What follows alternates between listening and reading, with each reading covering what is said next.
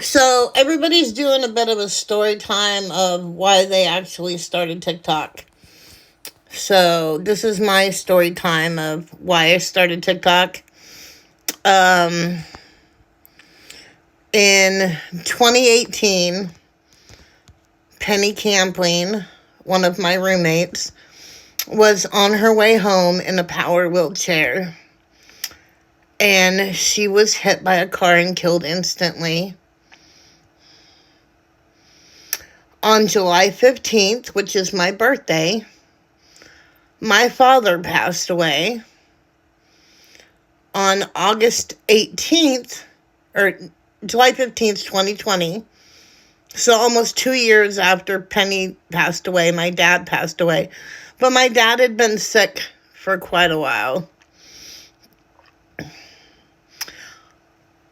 A month after my dad passed away, Thomas Campling, so Penny's husband. Now, mind you, Tom and Penny were my roommates. We had lived together for 7 years, at least 7 years. We found him not alive in his bed. His caregiver was afraid to touch his body. So she woke me up. I had to be the one that touched his unalive body, which is the most traumatic thing that I have ever done in my entire life, to touch a not alive body.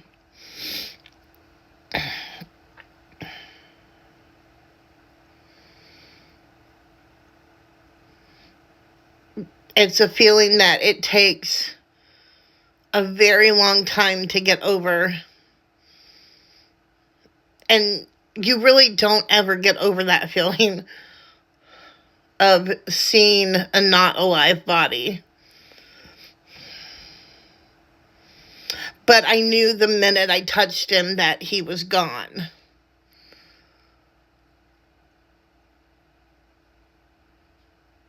It was during COVID.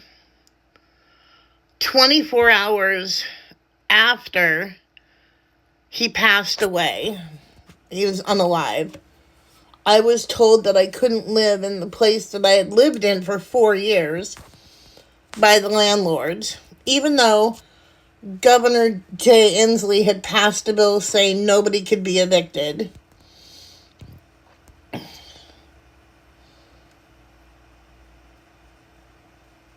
So when I moved onto the farm in the fifth wheel, I had found this cute little app called TikTok.